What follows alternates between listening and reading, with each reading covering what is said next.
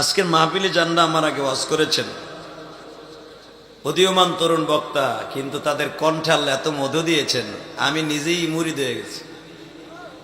আমার আগে ওয়াজ করেছেন, জ্ঞান গর্ভ আলোচনা করেছেন, একটা বিষয়ের পরে সুন্দর বুঝাবার চেষ্টা করেছেন। হযরতুল আল্লাম হযরত মাওলানা ক্যারি আব্দুল মালিক ধলেশ্বরী, আল্লাহ হুজুরের হায়াতকে লম্বা করে দেন। তার কণ্ঠে আল্লাহ আপনি আরো মধু ঢেলে দেন, ঈমান ও আমলে তারাক্কি দান করেন। আমার ভাইরা, আমার বন্ধু, কিয়ামতের ময়দানে এমন মানুষ থাকবে বন্ধু, যেই মানুষগুলা আকাশচুম্বী ইবাদত নিয়াও এ বন্ধু, এই মানুষগুলা জাহান্নামের ভিতরে চলে যাবে। দিল লাগায় এইবার কথাগুলা শুই না যান। আকাশচুম্বী ইবাদত নিয়াও কিছু মানুষ জাহান্নামের ভিতরে ঢুকে যাবে। যদি বলেন হুজুর নবীর বিরুদ্ধে কথা বলতে সাহস করে, নবীর ব্যঙ্গচিত্র অঙ্কনে সাহস করে, কসম করে জানাই দিতেছি, তুমি আজকে তোমার জবানটা বের করে, আওয়াজটা বের করে, ঈমানটাকে জাগ্রত করে তাকবীরের আওয়াজ দিয়ে দেখো। যারা বিসমিল্লাহর বিরুদ্ধে কথা বলে, কোরআনের বিরুদ্ধে কথা বলে, তোমার আওয়াজ মুসলমানের আওয়াজ বের হয়ে গেলে এই নাস্তিক মুরতাদগুলা বাংলাদেশ থেকে পালানোর পথ খুঁজে পাবে না। কথা বলে ঠিক ঠিক। আমার নবী ডেকে ডেকে ডাক দিয়া বললেন, মানুষ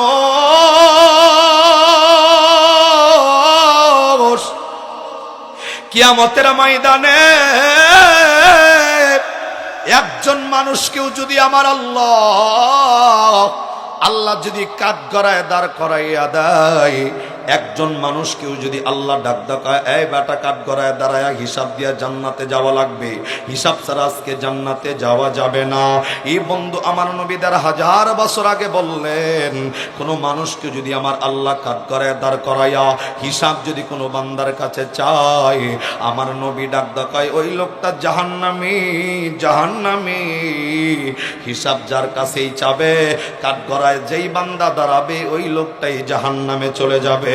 আওয়াজ করে জোরে জোরে বলেন নাউজুবিল্লাহ। হিসাব কোন বান্দার কাছে চাইলেই জাহান্নামে চলে যাবেন, এইটা আমার কথা নয়, বিশ্বনবীর দ্বারা 1000 বছর আগের জবানের কথা। আপনাদের ভিতরে যে ঈমান থাকে, আওয়াজ করে বলেন তো ভাই, যেই নবী দুনিয়ার জমিনে 63 বছর পর্যন্ত জীবিত ছিল, এই 63 বছর জীবনে নবী কোনোদিন একটা মিথ্যা কথা বলছে? এরে তিনজনে না করে আড্ডি কথা কন না, কালা জোরে কন। নবী বানাইয়া বলছেনি, মন গড়া কথা বলছে? সেই নবীর জবানের কথা। একটা মানুষ কাঠগড়ায় দাঁড় করায় আল্লাহ দিলেই লোকটা জাহান্নামী। এবং নবীও যে জবানে মিথ্যা বলে নাই, এটা আমার কথা না। এই পবিত্র কোরআনে আল্লাহ নবীর সততার ব্যাপারে, এই পবিত্র কোরআনে 27 নম্বর পর একটা সূরা আছে, সূরার নাম সূরাতুন নাজমি, 5 নম্বর পৃষ্ঠার 1ম নম্বর লাইনে 3 থেকে 4 নম্বর আয়াত। এই দুইটা আয়াত আল্লাহ 1000 বছর আগে নাজিল করে বিশ্ব নবীর সততা আল্লাহ প্রমাণ করেছেন। আওয়াজ করে জোরে কোন সুবহানাল্লাহ। নবী যে মিথ্যা বলে নাই, বানায়া বলে নাই, মন গড়া বলে নাই, নবী যে সদা সর্বদা সত্য কথা বলেছেন, এটার প্রমাণ পবিত্র কোরআনে 27 নম্বর পারার সূরাতুন নাজমি 5 নম্বর পৃষ্ঠার 1ম নম্বর লাইনের 3 থেকে 4 নম্বর আয়াত আল্লাহ নাজিল করে আপনাদেরকে জানায় দিয়েছেন। আল্লাহু আকবার কর। আল্লাহ ডাক দিয়া বললেন, ওয়া মা ইয়ানতিকু আনিল গাওয়া ইন হুয়া ইল্লা ওয়াহয়ু ইউহা।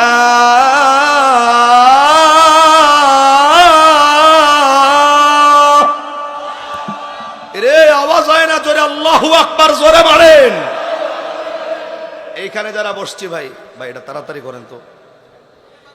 এইখানে যারা বসছি, আমি যদি জিজ্ঞাসা করি, আমি জানি, আমি যদি বলি কে কে কোরআন জানেন হাত তোলেন, আমি দেখবো 70+ হাত এখানে উঠবে। হুজুর দুনিয়ার জমিনে সব জানি, কিন্তু কোরআনটা পড়তে জানি না। কথা কন ঠিক কিনা? আরে জোরে বলেন ঠিক না ব্যাঠি?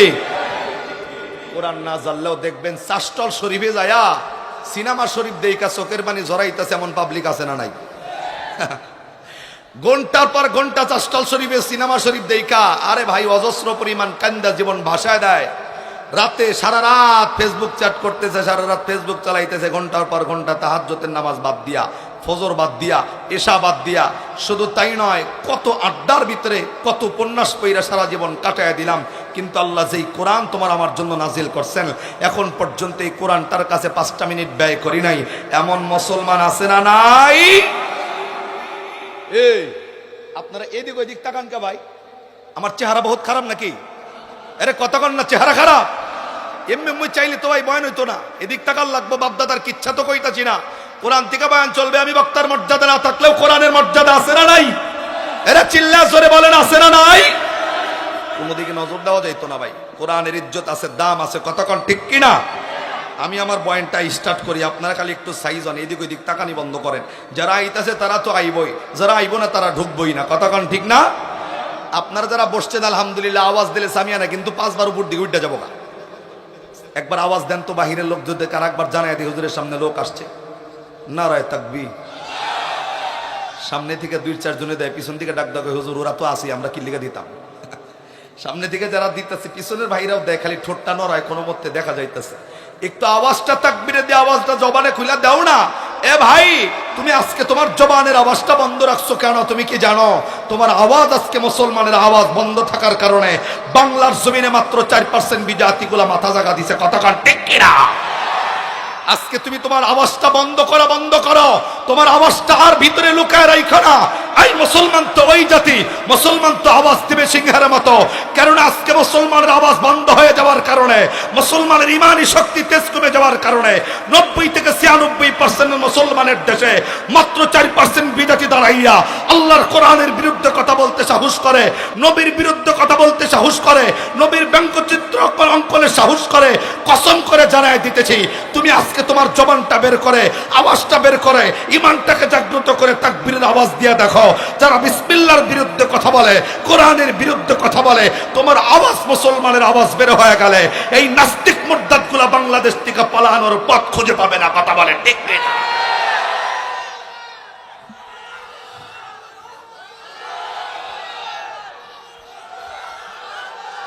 এ ভাই আস্তে, যারা বসছে এখানে, আওয়াজ যদি দিতে হয় ইমানের আওয়াজ, দীপ্ত আওয়াজ অন্তর থেকে বের করতে হবে, কতক্ষণ ঠিক কিনা? আমরা দুনিয়ার জমিনের কোন মানুষকে ভয় পাই না। অন্তরের ভিতরে যেই দিন থেকে কালেমার জায়গাটা দিয়েছি, কসম আল্লাহর মৃত্যু সামনে দিয়া ঘুরলেও মুসলমান কখনো মৃত্যুকে পরোয়া করতে পারে না, কতক্ষণ ঠিক কিনা? মুসলমানের ঈমান থাকতে হবে সেই ঈমান, মুসলমানের ঈমান থাকবে আব্দুল্লাহ ইবনে হুযাইফার মতো ঈমান।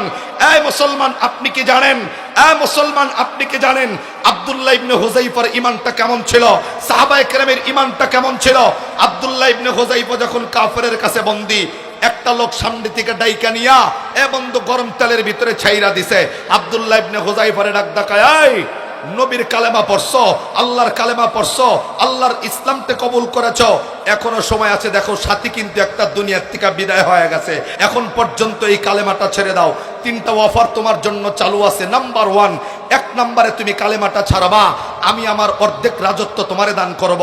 2 নম্বরে কালেমাটা ছাড়বা, আমি আমার সুন্দরী কন্যা তোমার লগে বিবাহ দেয়া দিব। 3 নম্বরে কালেমাটা ছাড়বা, আমি আমার বাকি সম্পদের মালিক তোমারে বানায় দিব।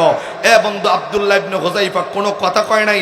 এ বন্ধু ঈমানটাকে এমন ভাবে মজবুত করছে, যখন কোনো আওয়াজ না দেয় আস্তে করে রোমবাসীর সম্রাট ডাক ডাকায়, এমনি চলবো না, ওরে গরম তেলের ভিতরে ছাইরা দাও। আব্দুল্লাহ ইবনে হুযাইফাকে যখন গরম তেলের দিকে নিয়ে যাচ্ছিল, এ বন্ধু যাওয়ার সময় আব্দুল্লাহ ইবনে হুযাইফা উপরের দিকে তাকাইয়া মনের অজান্তেই 2 চোখ দিয়া 2 ফোঁটা পানি গড়গড়ায়া জমিনে পড়ে গেছে। আওয়াজ করে সুবহানাল্লাহ মারেন একবার। 2 ফোঁটা পানি যখন গড়গড়ায়া জমিনে পড়ছেন, রোমবাসীর সম্রাট ডাক ডাকায়, এই মুসলমান তো ভয় পায় গেছে মৃত্যু দেইখা, ও আর মরতে চায় না, ওরে থামা। আস্তে করে থামানোর লগে লগে ডাক ডাকায়, আব্দুল্লাহ ইবনে হুযাইফা এখনো সময় আছে, আমার অফার এখনো চালু আছে, তুমি চাইলে ইসলামটাকে ছেড়ে দিয়া আমার 3টা অপশন তুমি গ্রহণ করতে পারো। এই বন্ধু সাহাবায়ে কেরাম তো এই ঈমান অন্তরের ভিতরে জায়গা দিয়েছিল। রোমবাসীর সম্রাটকে আস্তে করে ডাক ডাকায়, রোমবাসীর সম্রাট তুমি কি ভেবেছ মৃত্যুর ভয় আমার চোখ দিয়ে পানি আসতেছে? তুমি ভাবছো তোমার মৃত্যুকে দেখে আমি ভয় পাই? আরে না, আমি তো আকাশের দিকে তাকাইয়া আল্লাহকে ডেকে ডেকে বলতেছিলাম, আল্লাহ একটা জীবন তুমি আমারে দিছো, একটা জীবন তুমি আমারে দিছো, এই একটা জীবন আমি তোমার নামে কুরবানি কইরা দিয়া কেমনে প্রমাণ করব আমি আব্দুল্লাহ ইবনে হুযাইফা তোমাকে কত ভালোবাসি। আল্লাহ, আমি তো তোমাকে ডেকে ডেকে বলতেছি, এরকম একটা জীবন নয়, 100টা জীবন যদি তুমি আমারে দাও, 100টা জীবন তোমার নামে কুরবানি দেয়া হলেও প্রমাণ করে দিব আমি আব্দুল্লাহ ইবনে হুযাইফার অন্তরের ভিতরে তুমি আল্লাহর মায়া কতটুকু, তোমার নবীর মায়া কতটুকু, কোরআনের মায়া কতটুকু। কথা বলে ঠিক কিনা? মুসলমান তো এই জাতি। আমি গত কয়েকদিন আগে আপনাদের এই নদীর ওপারে মধুপুরে একটা প্রোগ্রামে আসছিলাম। মধুপুরে ওইখানে একটা খ্রিস্টান মিশনারি আছে, আমার দাওয়াত করছে খ্রিস্টান মিশনারিতে। আমি ওইখানে মুরব্বীদের জিজ্ঞাসি, গত 100 বছরে কোনো প্রোগ্রাম হয় নাই। তো আমি প্রোগ্রাম করলাম, মুরব্বীরা বললো, হুজুর আমাদের জীবনে ফার্স্ট টাইম প্রোগ্রাম এখানে।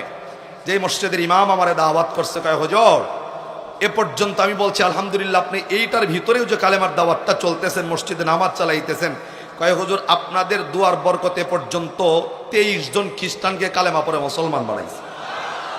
আওয়াজ দেন, আওয়াজ দেন, জোরে মারেন। আমি বললাম, ভাই সারা জীবন যেটা বয়ান করে করতে পারি নাই, তুমি তো মসজিদে ইমামতি করে তার চাইতে বেশি করছো। ডাকডাকায় হুজুর শুধু এখানেই শেষ নয়, আমরা তো যাই খালি হাতে দাওয়াত দিতে খ্রিস্টানদেরকে, আর খ্রিস্টানরা যখন দাওয়াতের মিশনে নামে, প্রত্যেকটার লগে লগে একটা করে গরু, একটা করে ছাগল, একটা করে ঘর, একটা করে মোষ, একটা করে বাথরুমের ব্যবস্থা নিয়ে হাতে করে নিয়ে যায়। ডাকডাকায় ইসলামকে ছাড়বি, হিন্দু ধর্মে ছাড়বি, লগে লগে গরু পাবি, ইসলামকে ছাড়বি, লগে লগে পাকা ঘর বাড়িতে নির্মাণ করে দেব। হতভাগা মুসলমান এখনো বাংলার জমিনে আছে, একটা গরুর লোভে, ছাগলের লোভে, একটা পাকা ঘরের লোভে নিজের তাজা ইমানকে বিক্রি করে দিচ্ছে। এ বন্ধু, কসম আল্লাহর, আমি আপনাদের কাছে জানতে চাই, এরকম ভয় নয়, এরকম ঘর নয়, ছাগল নয়, ভেড়া নয়, উট নয়, বকরি নয়, মৃত্যু যদি আপনার সামনে আইসা দাঁড়াইয়া ডাকডাকায় বেটা ইসলাম ছেড়ে দে, এখন ইসলাম না ছাড়লে তোকে মৃত্যুবরণ করানো হবে। কসম আল্লাহর, আওয়াজ দেওদার তাহব্বানে একটা কথা জানায় দিবেন, মৃত্যু যদি সামনে চলে আসে, আপনারা কি সেই মৃত্যুর মোকাবেলা করতে রাজি আছি না নাই? মৃত্যুর মোকাবেলা করবো, তারপরও ইমান ছাড়তে রাজি নাই। কথা বলেন ঠিক না বেঠি? আর একটু জোরে বলেন ঠিক না বেঠি? আওয়াজ যদি দিতে হয়, সিংহের মতো আওয়াজ জবান দিয়া বের করেন। এ বন্ধু, বিড়ালের মতো 500 বছরের চাইতে সিংহের মতো 1 ঘন্টা দুনিয়ার জমিনে সাহাবায়ে কেরামের মতো গর্জন দিয়া বেঁচে থাকবো। কতক্ষণ ঠিক কিনা? তাহলে আওয়াজ যদি দিতে হয়, কার নামের আওয়াজ হবে? আরে চিল্লায় আওয়াজ দা, জোরে বলেন কার নামের? প্রতিদান দান করবেন কে? আর একটু জোরে কোন? আপনার আমার রিজিক দাতাকে, হায়াত দাতাকে, মওত দাতাকে। আপনারা কি জানেন, সাহাবায়ে কেরাম দুনিয়া থেকে বিদায় হয়ে গেছে, 10 জন সাহাবী দুনিয়াতে জান্নাতের সার্টিফিকেট পাইছে। কিন্তু এই কোরআনে এমন একটা মেসেজ আল্লাহ পাক দিছেন, এই মেসেজের ভিতরে 2টা আলোচনা। আল্লাহ ডাক দেখায়, আজকের এই সিরাজগঞ্জ মিরপুরের কোনো মানুষ যদি এই 2টা মেসেজকে ফলো করে, এখন আল্লাহর রহমতের ফেরেশতা আসবে, আপনাকে শোনায় দেবে, এই তোমার কোনো ভয় নাই, চিন্তা নাই, তুমি আল্লাহর এই 2টা মেসেজকে ফলো করার কারণে জান্নাতের সুসংবাদ আল্লাহ তোমারে শোনায় দিছে। আল্লাহ পবিত্র কোরআনে 24 নম্বর পারার সূরাতুল হামিম সিজদা, দিল লাগান, 24 নম্বর পারার সূরাতুল হামিম সিজদার 19 নম্বর পৃষ্ঠার 3 নম্বর লাইনের 30 নম্বর আয়াত। আবারও বলছে, সূরাতুল হামিম সিজদা 24 নম্বর পারার 19 নম্বর পৃষ্ঠার 3 নম্বর লাইনের 30 নম্বর আয়াত। এই আয়াতে এমন একটা মেসেজ আল্লাহ দিবেন, এই মেসেজের ভিতরে 2টা কাজের কথা আল্লাহ বলছে। আল্লাহ ডাক দেখায়, এই 2টা কাজ যারা করবে, ফেরেশতা আসবে, বলবে ভয় নাই, চিন্তা নাই, জান্নাতের সুসংবাদ আপনারে দিয়া ফেরেশতা চলে যাবে। আর একটু দিল দিয়া কন্যা ভাই সুবহানাল্লাহ। জান্নাতের সুসংবাদটা কে দিবেন? আর একটু জোরে বলেন। এবার মেসেজটা শুনেন। আল্লাহ ডাক দিয়া বললেন, ইন্নাল্লাযীনা ক্বালু রাব্বুনাল্লাহু তুম্মা ইসতাকামু তাতানাজ্জালু আলাইহিমুল মালাইকা عليهم الملائكة ألا تخافوا ولا تحزنوا وأبشروا بالجنة التي كنتم توعدون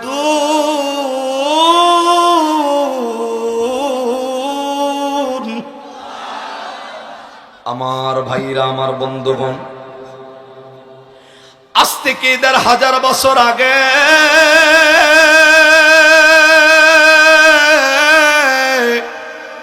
আল্লাহ রাব্বুল আলামিন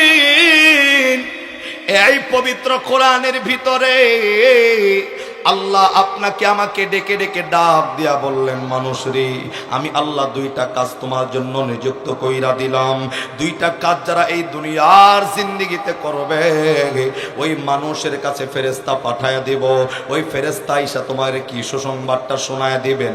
আল্লাহ ডাক দিয়া বললেন, ইন্নাল্লাযীনা ক্বালু রাব্বুনাল্লাহ। এক নম্বরে আল্লাহ ডাক দেয়, নিশ্চয় যারা বিশ্বাস করবে পালন কর্তা আল্লাহ, হায়াত দাতা আল্লাহ, রিজিক দাতা আল্লাহ, মওত দাতা আল্লাহ। এই বন্ধু, আপনাদের সাক্ষী নেওয়ার জন্য আর একটা বার জিজ্ঞাসা করতে চাই, পালন কর্তার নাম কি? আর একটু কলিজা দিয়া ডাক দা বলেন, পালন কর্তার নাম কি? আল্লাহ ডাক দা বললেন, ইন্নাল্লাযীনা ক্বালু রাব্বুনাল্লাহ। যারা বিশ্বাস করবে পালন কর্তা আল্লাহ এবং সুম্মাস্তাকামু তাতানাজ্জাল। আল্লাহ ডাক দেয়, এই কথার উপরে যারা অটল থাকবে, এই কথার উপর যাদের দৃঢ়তা থাকবে, এই কথার উপর যারা মৃত্যুর আগ মুহূর্ত পর্যন্ত অটল থাকবে, আল্লাহ ডাক দেয়, তাতানাজ্জালু আলাইহিমুল মালাইকা।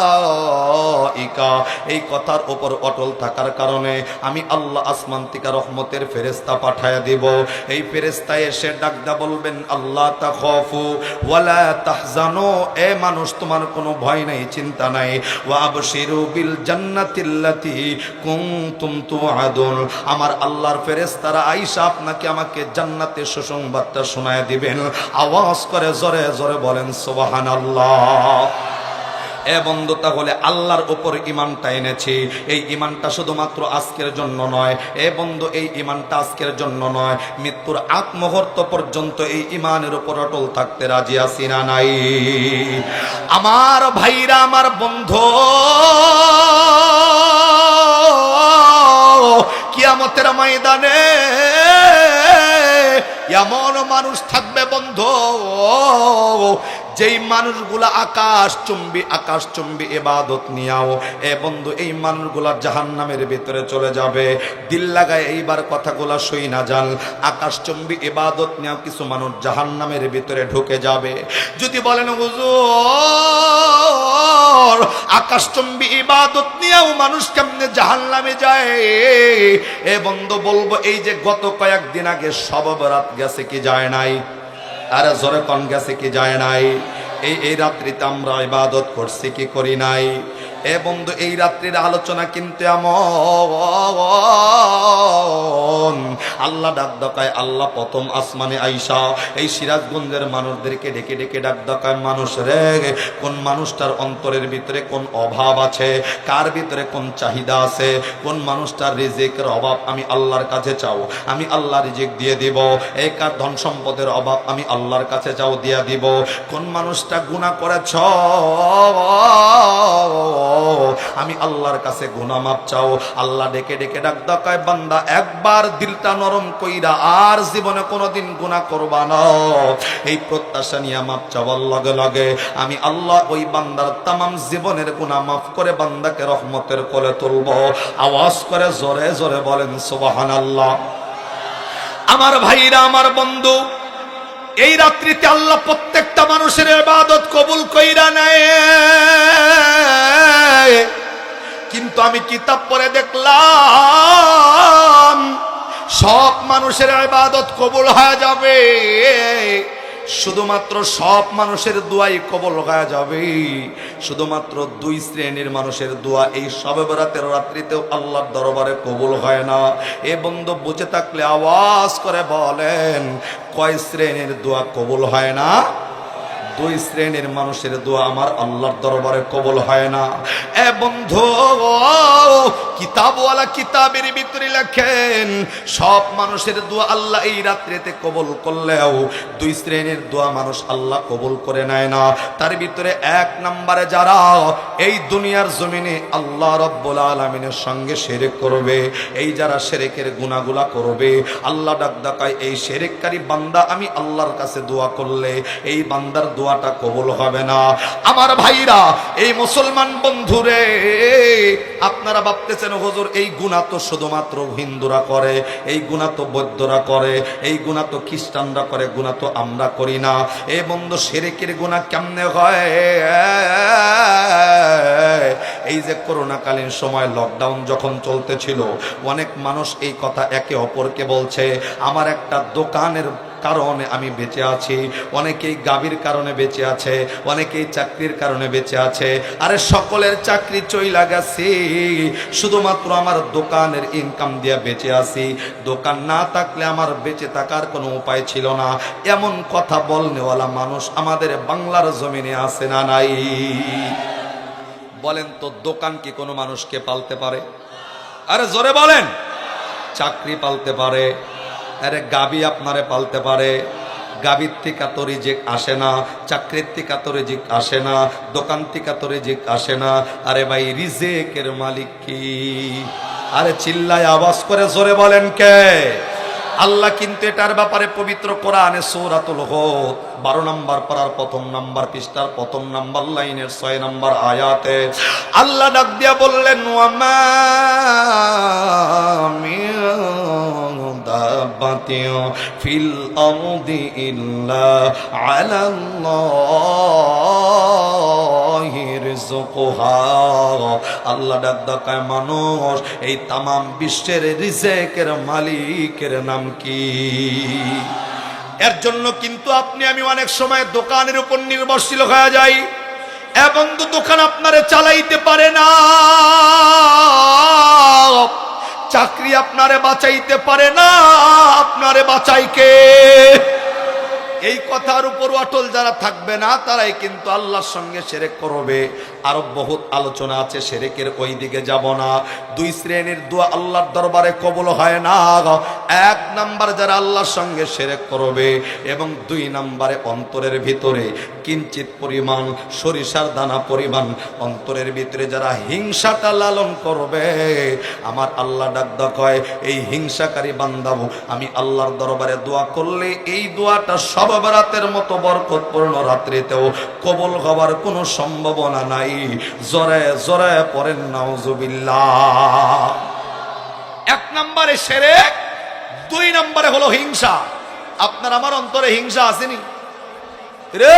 কথা কন না, যারা কথা কন না তারা হিংসা আছে নাকি শরীরে? ভাই দিল লাগান। কিয়ামতের ময়দানে মানুষ আকাশচম্বী ইবাদত নিয়ে উঠলেও এই ইবাদত আল্লাহর দরবার পর্যন্ত যাবেই না। কেন? মনে করেন আজকের এই মাহফিলে যারা বসছেন, এই মাহফিলের ভিতরে আপনারা প্রত্যেকটা মানুষ মিলা বিশাল বড় একটা গাছের বাগান লাগাইলেন, মনে করেন 5 লক্ষ টাকা দিয়া। কয় লক্ষ? 5 লাখ টাকা দিয়ে একটা গাছের বাগান লাগাইছেন। ওই 5 লাখ টাকার বাগানের ভিতরে চারা লাগাইছেন, আর আমি ধলেশ্বরী যদি আপনার ওই গাছের বাগানের ভিতরে 5টা ছাগল ছাইরা দেই, তাতে কি আপনার গাছের বাগান কোনোদিন বড় হইব?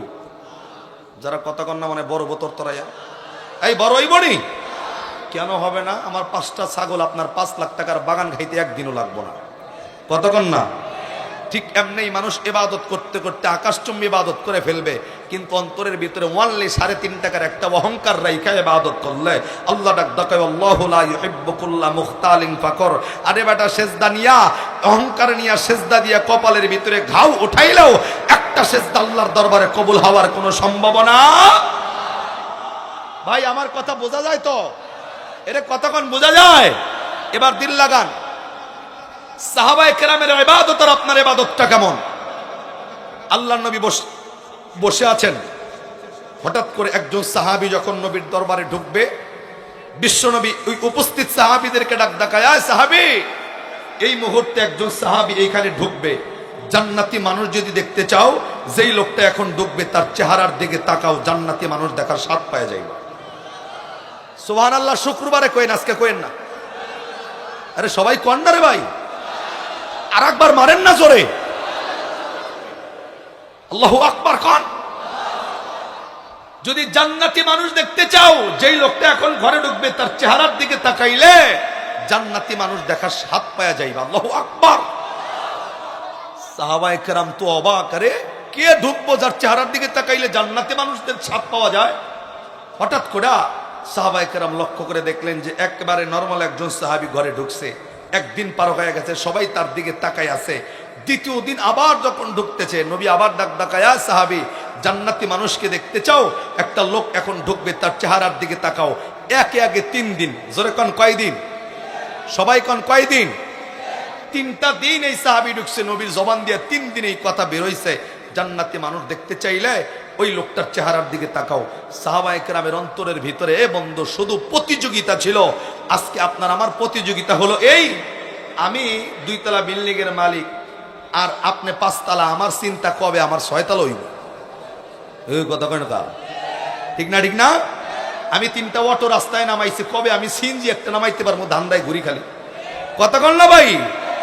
যেমনে হোক মাইরা কাইটা আরে দইরা আবার চামড়া চুমড়া উঠে হইলে আমার বড় লোক হওয়া লাগবে আজকে। কথা কন না ভাই? আফসোস লাগে তখন বাংলাদেশের ভিতরে যখন দেখি, হ্যাঁ, কিছু মানুষ আছে সারা জীবন সারাদিন সারা বছর রোদ্রে পরে কাজ কইরা কিচ্ছুটা করতে পারে না, কিন্তু সামনে থেকে যখন দেখি কলমের এক খোসা দিয়া 5 মিনিটে কোটি টাকার মালিক হয়ে যায়, কলিজার ভিতরে আঘাত লাগে তখন।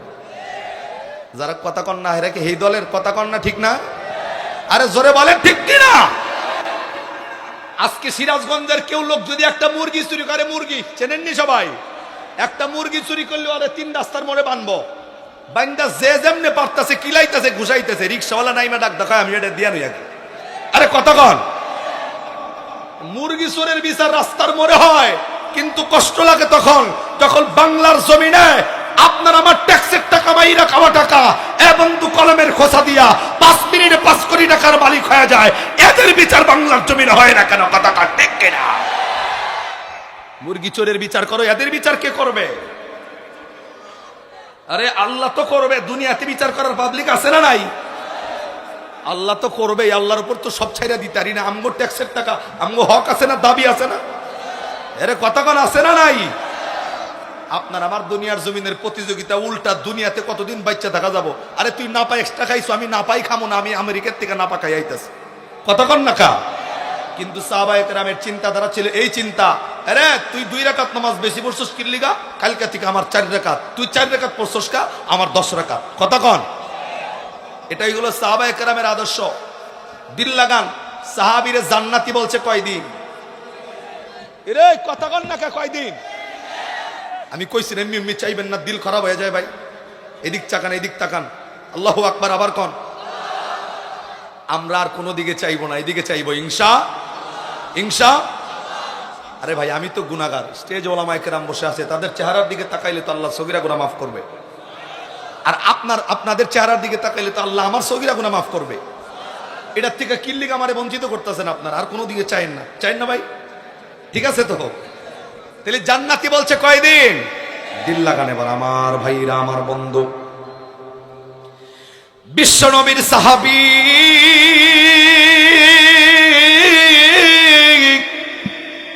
একজন অপরজনকে ডেকে ডেকে ডাক ডাকায়, বন্ধুরে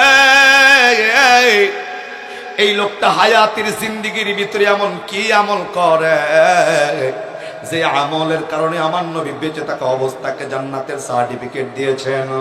আমার ভাইরা, আমার বন্ধুরে, এই সাহাবী তার আমলটা জানার জন্য অন্তরের ভিতরে এমন আগ্রহ বাড়ায় দিছে। এ বন্ধু শুধুমাত্র কল্পনা কখন এই সাহাবীর আমলটা জানবো, আমিও দুনিয়ার জমিনে জান্নাতি হয়ে যাব। আমার ভাইরা, আমার বন্ধু, কয়েকটা দিন কেটে যাওয়ার পরে একজন সাহাবী অত্যন্ত বুদ্ধিমানের কাজ করে। এ বন্ধু একেবারে হিকমতের সাথে এ বন্ধু মান্তিকিটা লাগাইয়া ওই জান্নাতিওয়ালা সাহাবীর, ঘোষণাপ্রাপ্ত সাহাবীর বাড়ির কাছে কাছে গিয়া ওই সাহাবীর আস্তে করে ডেকে ডেকে ডাক ডাকায়, বন্ধু আমি তো আমার বাসার ভিতরে রাগ করে চলে আসছি, আমি তো আমার আব্বার লগে রাগ করে চলে আসছি, আমার তো পরিবারে একটা ঝগড়া চলতেছে, তুমি কি আমারে কয়েকটা দিনের জন্য আশ্রয় দিবা কিনা বলো। এই সাহাবী আস্তে করে ডাক ডাকায়, বন্ধু তুমি আমার বাড়িতে থাকবা, এইটা তো আমার জন্য অত্যন্ত একটা একটা আনন্দের সংবাদ, আমার জন্য একটা খুশির সংবাদ। কেননা সাহাবায়ে কেরাম মুসাফির দেখলেই, ঘরের ভিতরে খাবার না থাকলেও তাদের অন্তরটা মুসাফির দেখলে ভরে যাইতো। জোরে জোরে বলেন সুবহানাল্লাহ। এ বন্ধু, মুসাফির দেখে খুশি হওয়ার কারণে এমন আলোচনা হায়াতের জিন্দেগিতে এসেছে। এ বন্ধু, সাহাবায়ে কেরামের ঘরের ভিতরে খাবার নাই, কিন্তু মুসাফির চইলা আসার কারণে অন্তরের ভিতরে যখন খুশিটা দেখায়া দিছেন, আমার আল্লাহ জান্নাতি খাবার এ বন্ধু ফেরেশতার ঘরের ভিতরে আমার আল্লাহ পৌঁছায়া দিছে। এই সাহাবীর আস্তে করে ডাক ডাকায়, বন্ধু আমি তোমার বাড়িতে থাকতে চাই, আশ্রয় দিবানি? ডাক ডাকায়, কোনো অসুবিধা নাই, আশ্রয় আমি দিব। এ বন্ধু, এই আমলটা করে আপনিও জান্নাতি হয়ে যাইতে পারেন, দুনিয়াতেও আপনি জান্নাতে যাই জান্নাতের সার্টিফিকেট প্রাপ্ত মানুষ হতে পারেন। এই সাহাবী, এ বন্ধু, ওই আমলওয়ালা সাহাবীর ঘরের ভিতরে যখন ঢুকে গেছেন, এই সাহাবী শুধুমাত্র তার আমলটা দেখবে। এশার নামাজ পড়ে বিছানার ভিতরে ঘুমায় গেছে, অপর বন্ধু এশার নামাজ পড়ে ঘুমাইয়া গেল। এ বন্ধু, যেই সাহাবীটা আমল দেখার জন্য গেছেন, তার টার্গেট হলো একটাই, আমি তো ঘুমাবো না, ঘুমানোর ভান ধরে থাকবো। কখন মনে হয় আমার এই বন্ধু তাহাজ্জুদের নামাজে দাঁড়ায় যাবে, কখন মনে হয় জিকিরের জন্য দাঁড়ায় যাবে, আরে কখন মনে হয় কোরআন তেলাওয়াতের জন্য দাঁড়ায় যাবে। এর জন্য ওই সাহাবী ঘুমায় না, ঘুমায় না, ঘুমায় না। কিন্তু না না না না, এই সাহাবী একই খাটে ঘুমাইলেও এ বন্ধু তাকায়া দেখে, আমিও যেমনি এশার নামাজ পইরা শুইয়া পড়ে, জান্নাত প্রাপ্ত সাহাবী, নবীর জামানের জান্নাত প্রাপ্ত সাহাবীও এশার নামাজ পইরা ঘুমাইয়া যায়, আবার ফজরের নামাজে জাগ্রত হইয়া ফজরের নামাজটা আদায় করে। মাঝখানের কোনো আমল তো এই সাহাবীর ভিতরে দেখা যায় না, অবাক করার মতো কোনো আমল তো দেখা যায় না, রাত্রিবেলায় তো নির্দিষ্ট কোনো আমল দেখা যায় না, যে আমলের বরকতে আল্লাহ তাকে জান্নাতে দুনিয়াতে বানায়া দিতে পারেন।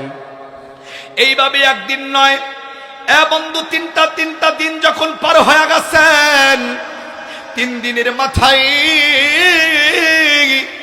ওই মুসাফির সাহাবী আমার নবীর জবানের জান্নাতে প্রাপ্ত সাহাবীকে ডাক ডাকায়, বন্ধু আমি একটা অতি সত্য কথা জানার জন্য এসেছি। ডাক ডাকায়, কি সত্য কথা বলে দেন।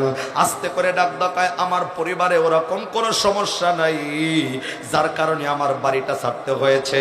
এ বন্ধু, আমি তো তোমার এই বাড়িতে আসার একমাত্র কারণ, আমি তোমার এই বাড়িতে আসার একমাত্র কারণ হইল 3টা দিন নবী তার জবান দিয়া, আরে যেই নবী কোনোদিন মিথ্যা বলে নাই, আল্লাহ পবিত্র কোরআনে বলছেন, ওয়া মা ইয়ান্তিকু আনিল হাওয়া ইন হুয়া ইল্লা ওয়াহয়ুন ইউহা। যেই নবী জবান দিয়া একদিন নয় 3টা দিন তোমাকে জান্নাতি ঘোষণা দিয়েছেন, সেই দিন থেকে আমার কলিজার ভিতরে শুধুমাত্র একটাই আকাঙ্ক্ষা, একটাই তামান্না, এই সাহাবী কি এমন আমল কইরা জান্নাতে হয়ে গেছে, তার আমলটা আমি জানবো। আজকে থেকে সেই আমলটা যাই না, আমি আমলটা শুরু করব। 3টা দিন তোমার বাড়িতে আমি থাকলাম, কিন্তু আমি তো দেখেছি এই 3টা দিন আমিও যেমনি এশা পইরা ঘুমাইয়া যাই, তুমিও তো সেই এশা পইরা ঘুমাও, আমি যেমনি ফজরে উঠি তুমিও তো ফজরে ওঠো। নির্দিষ্ট তো কোনো আমল আমি দেখি নাই যে আমলের বরকতে আল্লাহ তোমাকে জান্নাতি বানায় দিতে পারে। এ সাহাবী, বলো বলো বলো, হায়াতের জিন্দেগিতে লুকায়া লুকায়া কি এমন আমল করেছ যে আমলের বরকতে আল্লাহ তোমাকে দুনিয়াতে জান্নাতি ঘোষণা দিয়েছেন? আওয়াজ করে জোরে জোরে বলেন সুবহানাল্লাহ।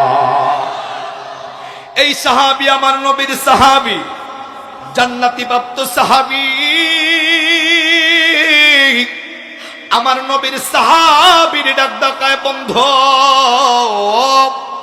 আমার নবী কেমনে আমাকে জান্নাতের ঘোষণা দিছেন আমি জানি না, আল্লাহ কেমনে আমারে কবুল করছে আমিও তো বুঝি না। আমার জীবনে তো এমন কোন নির্দিষ্ট আমল নাই যে আমলের বরকতে আল্লাহ আমারে জান্নাতি বানায়া দিতে পারে। তবে বন্ধু একটা কথা আমি তোমারে জানাই, আমি ছোট্ট একটা আমল করি, হয়তো আমার আল্লাহ এই আমলটাই আল্লাহর দরবারে কবুল হয়ে গেছে। এই সাহাবী ডাকদা কয় কি আমল বলে দাও, বলে দাও। আস্তে কইরা বন্ধু জান্নাতি প্রাপ্ত সাহাবী, জান্নাত প্রাপ্ত সাহাবী আমার নবীর এই সাহাবী মুসাফিরকে ডাকদা কয় বন্ধু আমার আমলটা হলো এই, আমি রাত্রি বেলায় যখন এশার নামাজ পড়া ঘুমাইয়া যাই, এশার নামাজ পড়া ঘুমাইয়া গেলে আমি তো আল্লাহকে এই কথা বইলা ডেকে ডেকে ডাক দিয়া বলি, আল্লাহ মাবুদ এ পর্যন্ত আমার হায়াতের জিন্দেগিতে পিছনে যত মানুষের সাথে আমার পরিচয় হয়েছে আল্লাহ তোমার দরবারে আমি জানাই দেই, একটা মানুষের উপর আমার কোনো দাবি নাই, কোনো হিংসা নাই, কোনো অহংকার নাই। আমি যত মানুষের সঙ্গে চলাচল করেছি কারো প্রতি আমার কোনো দাবি নাই। আমি ব্যক্তিগত পক্ষ থেকে আমার ব্যক্তিগত ভাবে আমার ব্যক্তিগত কারণে আমি প্রত্যেকটা মানুষকে শুধুমাত্র মাফ করে দেই। আমি শুধু আল্লাহকে প্রত্যেকটা রাত্রিতে এই কথাটা পইলা ঘুমাইয়া যাই। কারো কোনো মানুষের প্রতি হিংসা অহংকার আমি রাখি না, কোনো মানুষের প্রতি জড়তা আমি রাখি না, কোনো মানুষের প্রতি ঝগড়া বিবাদ রাখি আমি ঘুমায়া যাই না। আমি তো শুধুমাত্র আমি তো কেবলমাত্র মানুষদেরকে মাফ করে ঘুমাইয়া যাই, হিংসা মুক্ত করে নিজেকে ঘুমাইয়া যাই। আমি জানি না হয়তো এই আমলটাই আল্লাহর দরবারে কবুল হয়ে গেছে। বন্ধু এই সাহাবী নবীর কাছে গিয়া আমার নবীর ডাকদা বললেন, নবীজি